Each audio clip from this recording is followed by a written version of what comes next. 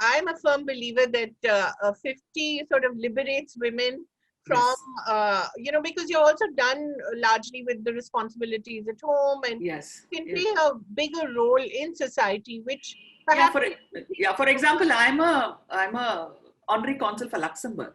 Oh, really? Yes, I am honorary consul for Luxembourg. I'm just stepping down this year. It's been 5 years. Right. So this is something unheard of from the film industry.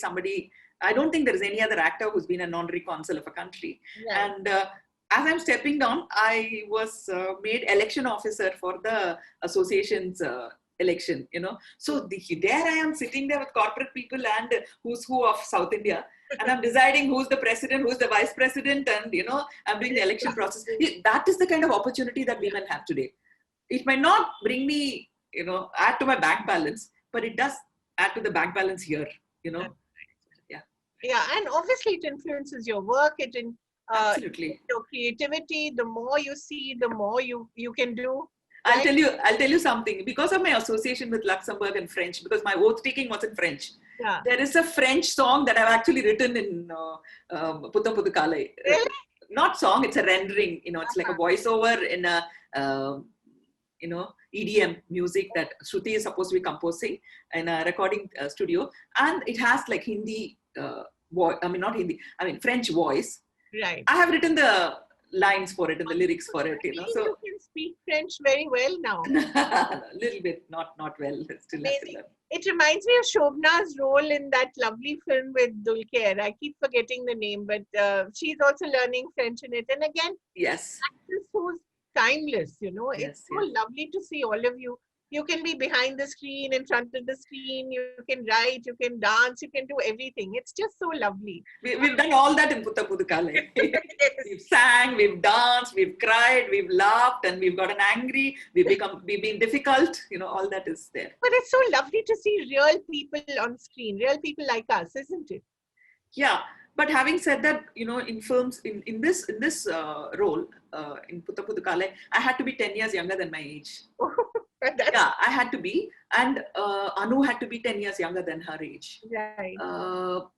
So we had to make some, changes in our costumes and the way we dress up, which is, again, based on our techniques and based on our experience.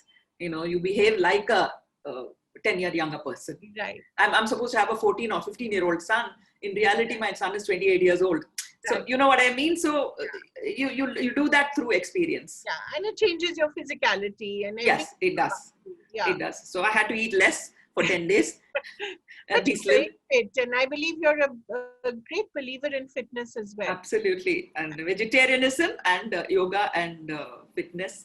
And I'm an outdoor person, so I am missing my walks outside and my workouts outside. Yes, I do.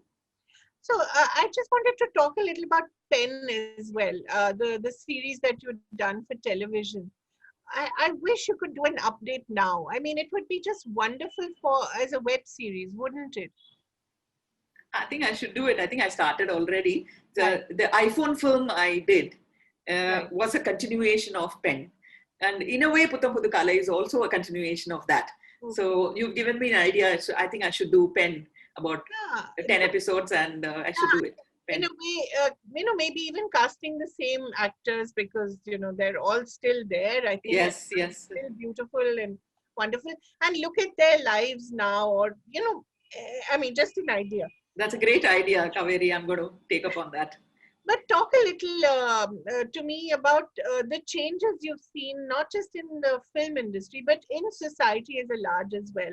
As someone who's been in the public domain since 1980, that's a long time. How have you seen the world around you evolve? I think the youngsters have a lot of exposure. There is nothing that they don't know. But earlier on, we wanted to know everything and we knew very little. Yeah. But now they know everything, but they don't want to know a lot of stuff. Right. They want to stay closed. I feel in a way they are closed and they're looking at only their welfare and their problems. And they also are not ready to face a lot of problems.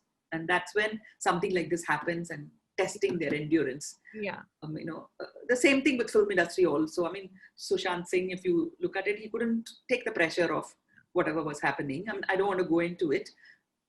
This wouldn't have happened about 20 years ago to a successful actor like him. Yeah. So I feel people, I mean, in the 90s, people saw a lot of success. Yeah. Okay. People excelled in everything, any whether it was real estate or IT or it is events, they all excelled in it. And then 2000 saw a steadiness of it. 2010 and 2020, there is a decline.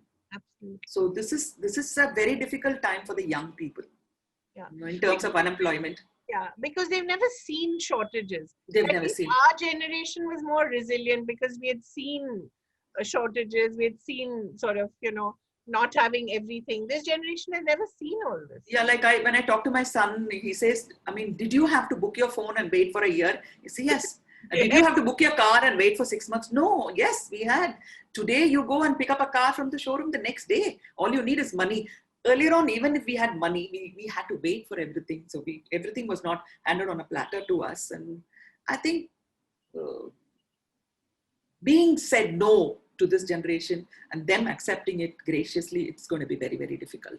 No, that's what I see, whether it's in the film industry or in real life. But having said that, there are so many people who are doing such wonderful things. The way they play with technology, whether it's engineering or digital or media or films, it's just absolutely brilliant, which we would never have thought of. And I came from the technical side, the cinematography, but whatever they are doing today, it's like it's a strike of a button, everything is sorted out.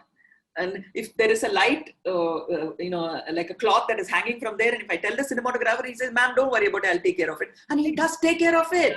He takes care of it. Right. So that's amazing. The technical progress is like amazing.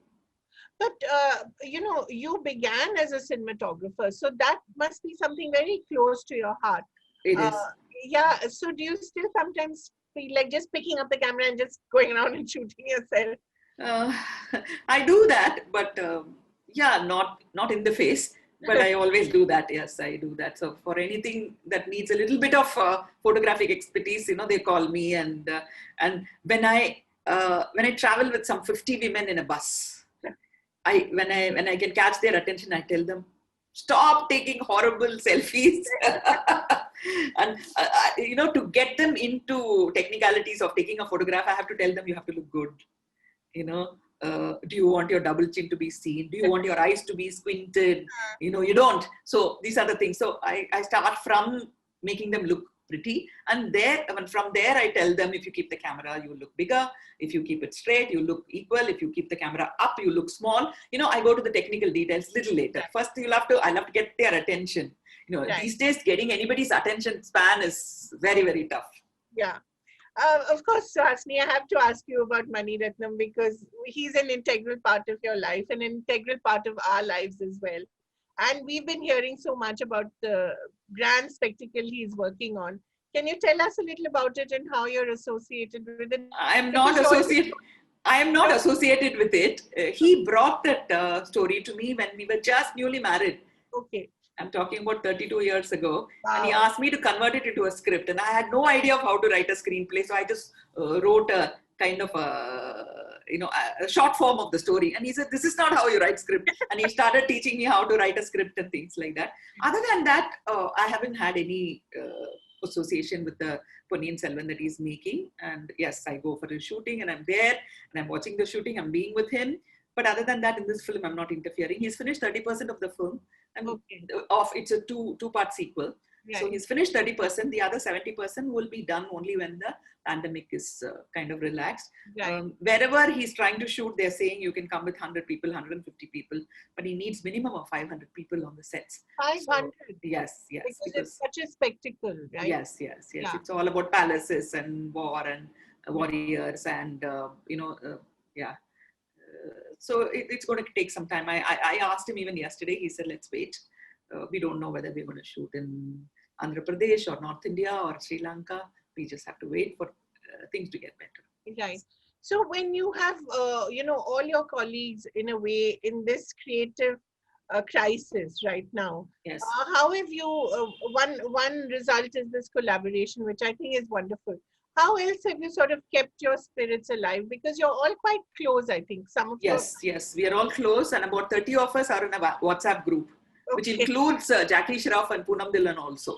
Wow. So they're also part of our group. So we kind of support each other. Right. In our group, about 4 of them have gone for shooting already. Okay. And we keep, kind of supporting and trying to tell each other that, be careful and keep telling us how to do. And this one actor who's in Hyderabad, and he tells us how everything is going on, and Jackie Shroff is shooting somewhere, and then Purnima is shooting somewhere, Radhika is shooting, Ambika is shooting, about 5 of them are shooting right now. So we do share and take tips from each other, and we are like a family. Yeah.